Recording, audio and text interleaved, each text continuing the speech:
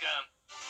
Right now on News Channel 6 and 11, making sure people don't blow their budgets if they don't get paid during this government shutdown. A South Carolina Congresswoman weighs in. Also ahead Friday at the fair, an annual event underway in Aiken. Your news at 11 starts now. Live from Television Park, this is WJBF News Channel 6 at 11. Good evening, everybody. I'm Brad Means. We do thank you for joining us. Jenny is off tonight. As coverage you can count on begins with some government workers going without pay during this shutdown. Time now for our first check of the weather. Jenna standing by with that as we look ahead to the weekend outlook.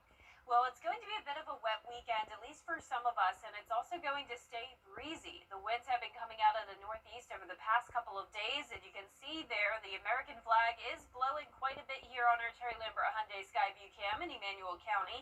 It's all because of this coastal low. You can see all that rain impacting Charleston down to Savannah. A lot of the rain still offshore, but it is moving inland as this low strengthens and moves up towards the north. Now, here in the CSRA, other than a few sprinkles in our southern line counties, it's dry but very cloudy out there. Now, this morning we had a low of 57, very close to average.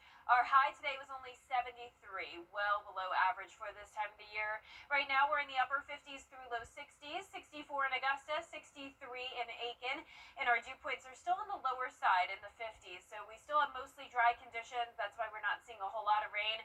Northeast wind coming in sustained up to around 12 to 13 miles per hour at the highest, and occasional gusts up to around 25. So we are still in that lake wind advisory through tomorrow, so take it easy if you're headed out to the lake. Temperatures will be in the upper 50s to low 60s in the morning with mostly cloudy skies. Looking ahead, there will be a chance of rain Saturday, higher chance on Sunday, but back to sunshine quickly on Monday. More details coming up, but back to you, Brad. All right, Jenna, thanks. A woman in Edgefield County facing charges in the death of her father. 78-year-old James Wheeler was reported missing back in June. Thursday, deputies got a search warrant for a home on Copeland Circle, and they say they found his body. His daughter, Monica Lee Wheeler Walton, is accused of murder and desecration of human remains. There will be an autopsy. 4 people in custody after 2 separate traffic stops in Washington County. About 8 o'clock last night, deputies say they stopped a car and found packages wrapped in plastic, as well as a drone. Investigators say the items were contraband heading to the Washington State Prison. Jonathan Faison and Calvin Walker facing charges including possession of marijuana and trading with inmates. And then after that stop, they found another car with marijuana and found out it was connected to the prior stop. Jordan Dobson and Davon Crooks facing charges related to the prison drop as well.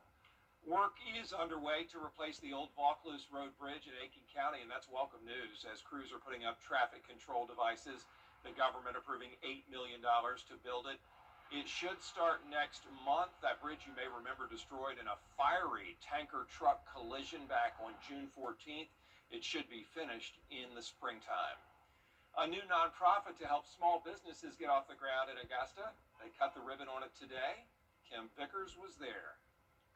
Accelerate Augusta is a new program aimed at economic growth and innovation. It's a major resource for small business owners in the area.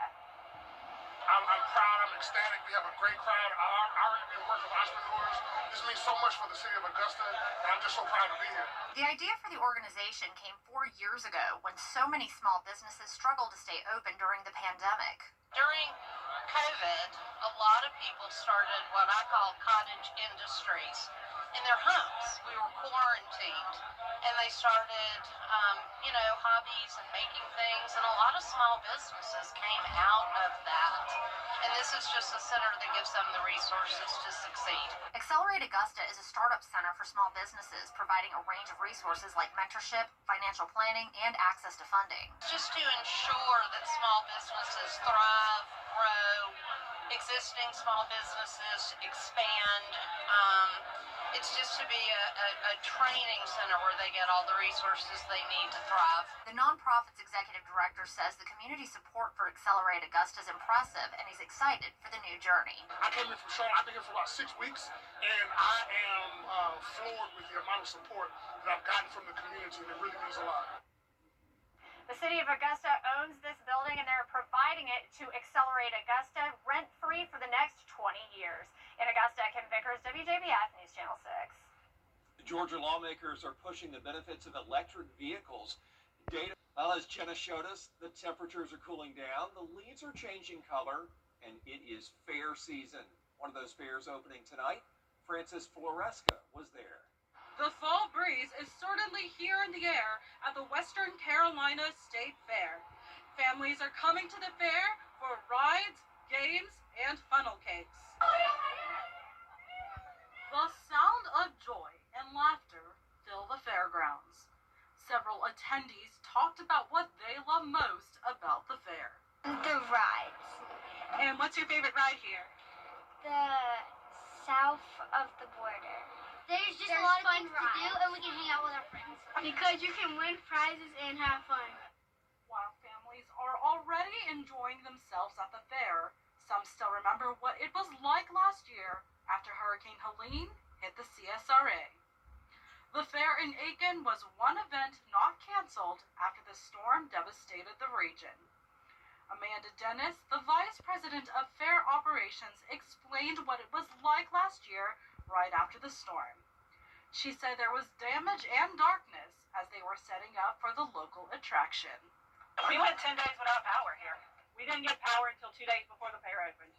Amanda says she's excited to see families have fun this year without worrying about Helene. There are also plenty of rides and games this year, art exhibits, performances by local groups and shows. In Aiken, Frances Floresca, WJBF, News Channel 6. October 19th, the gates open at noon tomorrow and Sunday, 5 o'clock Monday through Friday, and then don't forget, next week, a week from tonight, the Georgia Carolina State Fair in Augusta gets underway. And for this weekend, we will have that chance of rain, but as we go into next week, leading up to the Georgia Carolina State Fair, we will have plenty of sunshine, overall very typical October weather, and I'll have a look at your 10-day forecast when we return. It's time to go see Mike. Imagine that. Children First on News Channel 6 is sponsored by Bridgestone. Now, your most accurate forecast with WJBF Live 5/6. Welcome back. I hope you enjoyed your Friday. Here's a look at our Terry Lambert Hyundai Skyview Cam in Winsboro, where it's a nice dry night. It is a bit breezy, though, with that northeast wind coming in at 9 miles per hour sustained, gusts around 20 to 25, and temperatures are still pretty mild, sitting at 64, so not too chilly if you're headed out and about late tonight or early tomorrow morning. Our temperatures will be slightly above average, and that's due to the cloud cover. It is mostly cloudy with some places in the upper 50s in our northern counties where there's a bit less cloud cover. Our satellite and radar even showing a few sprinkles down towards the southeast with more widespread rain just along the coastline as this area of low pressures developed down in Florida, and it's moving towards the north. And with that off the coast and an upper level low right across Georgia, that's going to put us in a pretty wet setup this weekend. So a lot of this moisture is expected to move a bit more inland than what was originally forecasted, say, a couple days ago. So we are kind of just on the cutoff of this weather maker, and you'll see on our futurecast exactly what I'm talking about. So it's not going to be a complete washout like it will be along the coastline this weekend where there will be flooding. But I do have a 30% chance of rain tomorrow, 40% on Sunday. And at that point, there will be a more widespread rain and some heavier downpours. And notice the temperature is below average in the low 70s, similar to how it was today. So if you're headed to the fair tomorrow in Aiken, it's going to be very comfortable temperature-wise. I wouldn't cancel your outdoor plans because it's not going to be a washout, especially tomorrow. But I would keep a rain jacket with you if you're headed to the fair or doing anything outside. And maybe tie your hair up if you have long hair like me, because it's going to be windy out there. And be careful if you're headed to the lake. This is a lake wind advisory until 11 a.m. The water would be choppy. Gusts up to 35 miles per hour, still possible for the third day in a row. Here's those futurecast winds. Tomorrow at 6 a.m., you can see some spots over 30 miles per hour, especially down in our southeastern counties.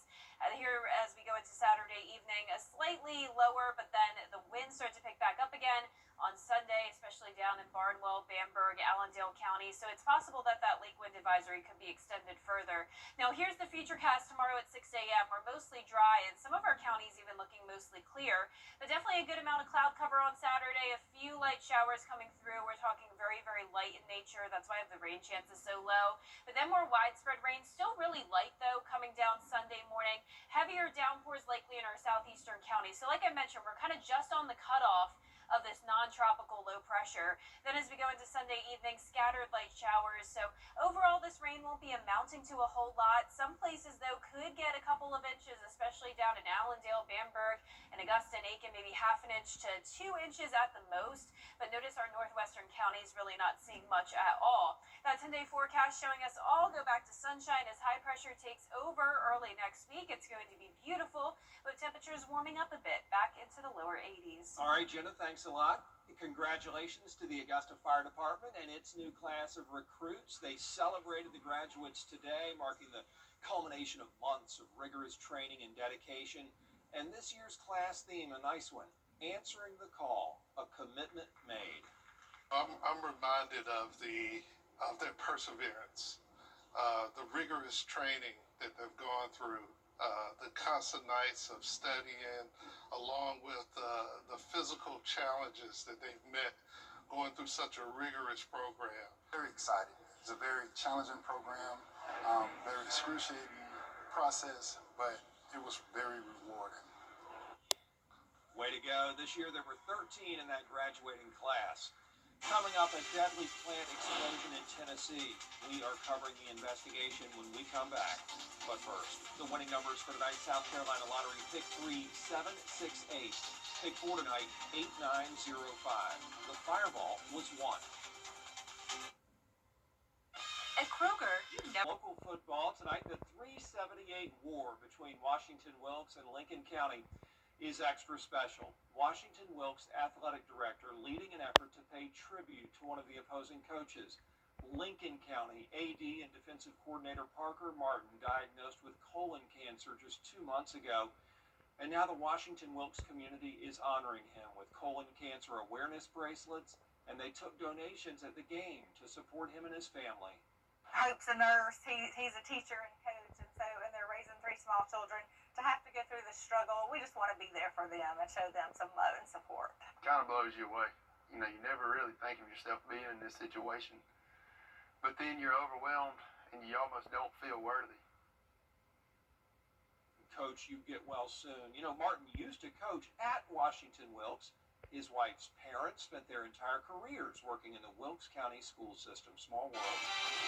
Coming up, Halloween candy. What parents are doing to get a piece of the treats after the break. Patient safety is our top. The News Channel 6 mobile app is now even better. Download it today. A few light showers possible tomorrow, then more widespread rain with heavier downpours expected Sunday, especially during the morning. High temperatures cooler in the low 70s, then warming into the low 80s next week with plenty of sunshine. Well, according to a poll by children's pajama brand Little Sleepies, 9 out of 10 parents go through their kids' Halloween candy. While the top reason is to, well, filter out anything that may have been tampered with, half of the parents admit they also do it to take stuff for themselves. A lot of them get sneaky by hiding candy so they can eat it. Others turn trick-or-treating into a business deal by making their kids pay the candy tax. Wow. Can't blame Heard them. of that one. Yeah, it's good. And that is our report for now. We appreciate you watching, and we hope you'll stay up for Football Friday night. Have a great weekend.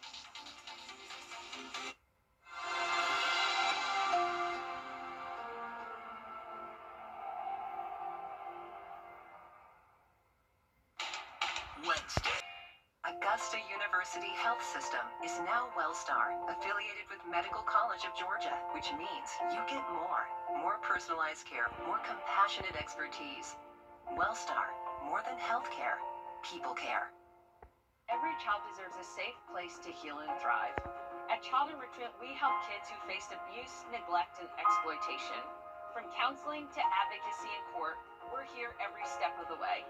Last year, over 1,200 children received free services and support. Volunteers are the heart of our work. giving children a voice and hope for the future. Join us. Volunteer, donate, be the change. Together we can build a community where every child is safe and supported. Years ago, I